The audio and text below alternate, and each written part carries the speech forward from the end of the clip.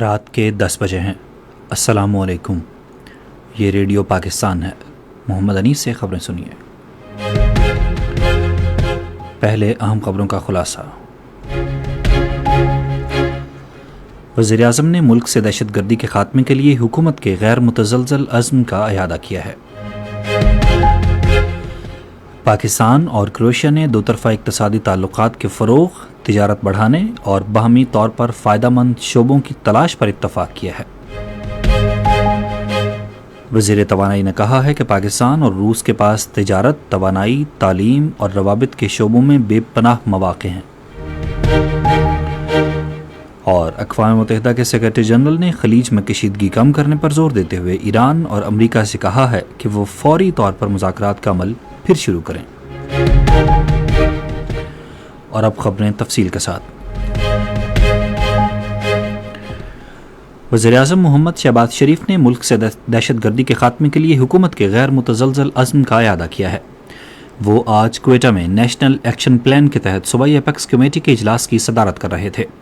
وزیر اعظم نے مزید کہا کہ ریاست اس وقت تک کارروائیاں جاری رکھے گی جب تک آخری دہشت گرد کا خاتمہ نہ ہو جائے۔ انہوں نے کہا کہ ملک میں دیر پا امن و استحکام کی بحالی کے لیے تمام دستیاب وسائل بروئے کار لائے جائیں گے۔ شہباز شریف نے کہا کہ بلوچستان میں دہشت گردانہ حملوں کی حالیہ لہر، جس میں سیکیورٹی اہلکار اور شہری شہید ہوئے، ریاست کے عزم کو کمزور نہیں کر سکتی۔ انہوں نے شہداء کو خراج تحسین پیش کیا اور دہشت گردی کے خلاف جنگ میں مسلح افواج، قانون نافذ کرنے والے اداروں اور بے گناہ شہریوں کی قربانیوں کو سراہا۔ وزیر اعظم نے کہا کہ سیکیورٹی فورسز نے حالیہ کارروائیوں کے دوران 54 دہشت گردوں کو ہلاک کیا ہے۔ انہوں نے مزید کہا کہ دہشت گردوں کے خلاف مہم فتنہ الخوارج کے مکمل خاتمے تک جاری رہے گی۔ پاکستان اور کروشیا نے تجارت، سرمایہ کاری، بنیادی ڈھانچے اور ویزا کے حصول میں آسانی سمیت باہمی دلچسپی کے وسیع شعبوں میں تعاون کو وسعت دینے کی خاطر اپنے سیاسی اور اقتصادی روابط کو مزید تقویت دینے کے لیے ٹھوس اقدامات کرنے پر اتفاق کیا ہے۔ یہ اتفاق رائے آج اسلام آباد میں نائب وزیر اعظم محمد اسحاق ڈار اور کروشیا کے وزیر خارجہ ڈاکٹر گورڈن گرلک ریڈمین کے درمیان وفود کی سطح پر مذاکرات کے دوران ہوا۔ اس کے بعد مشترکہ پریس کانفرنس میں نائب وزیر اعظم نے کہا کہ وہ باہمی مفاد کے تمام شعبوں میں تعاون بڑھانے پر متفق ہیں۔ فریقین نے مشترکہ مفاد کے لیے کاروباری اداروں کے درمیان روابط کی حوصلہ افزائی سمیت اقتصادی تعلقات کو وسعت دینے پر بھی اتفاق کیا۔ نائب وزیر اعظم نے انسانی اسمگلنگ اور غیر قانونی ترک وطن کی روک تھام کی ضرورت پر زور دیا۔ انہوں نے کروشیا کے وفد سے گفتگو میں دونوں ملکوں کی اسٹریٹجک جغرافیائی اہمیت اجاگر کرتے ہوئے وفد کو کراچی بندرگاہ کی صلاحیت، سہولیات اور رابطوں کے نظام کے بارے میں بریفنگ دی اور پاکستان اور کروشیا کی بندرگاہوں کے درمیان باہمی تعاون کے امور پر تبادلہ خیال کیا۔ اسحاق ڈار نے مذاکرات کے دوران دورے پر آئے ہوئے وفد کو جموں کشمیر کے دیرینہ تنازع اور غزہ میں جاری سنگین انسانی بحران سے آگاہ کیا۔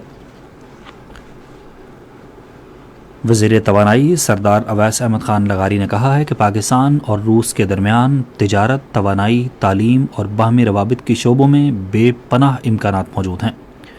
انہوں نے یہ بات پاکستان اور روس کے درمیان تجارت، تعلیم اور توانائی کے شعبوں میں تعاون کو فروغ دینے کے موضوع پر ایک سیمینار سے خطاب کرتے ہوئے کہی، جس کا اہتمام مشترکہ طور پر یونیورسٹی آف ورلڈ سولائزیشنز ماسکو اور انسٹیٹیوٹ آف ریجنل اسٹڈیز نے کیا تھا۔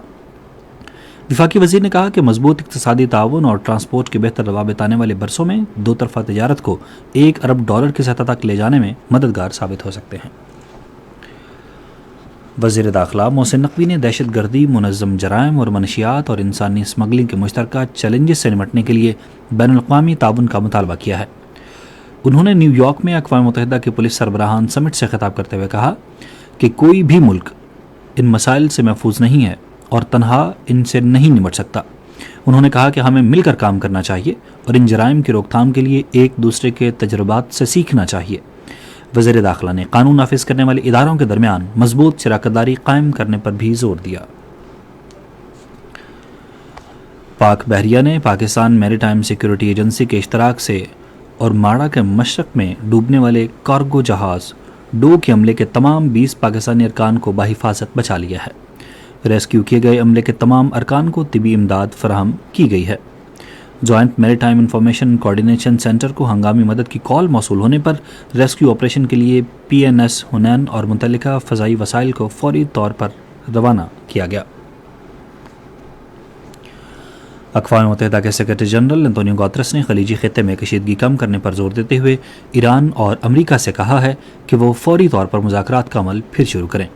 سیکرٹری جنرل کے ترجمان سٹیفن ڈوجارک نے اپنی روزانہ کی پریس بریفنگ سے خطاب کرتے ہوئے کہا کہ کشیدگی میں اس اضافے سے اب تک کے سفارتی پیش رفت متاثر ہونے کا خطرہ پیدا ہو گیا ہے۔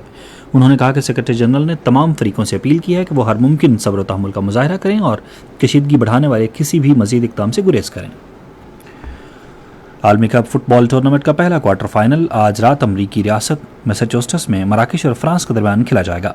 میچ پاکستان کے معیاری وقت کے مطابق رات گئے 1 بجے شروع ہوگا۔ اسی کے ساتھ ہی خبریں ختم ہوئیں۔ مزید خبروں اور تجزیوں کے لیے آئیے ہماری ویب سائٹ پر، پتہ ہے radio.gov.pk۔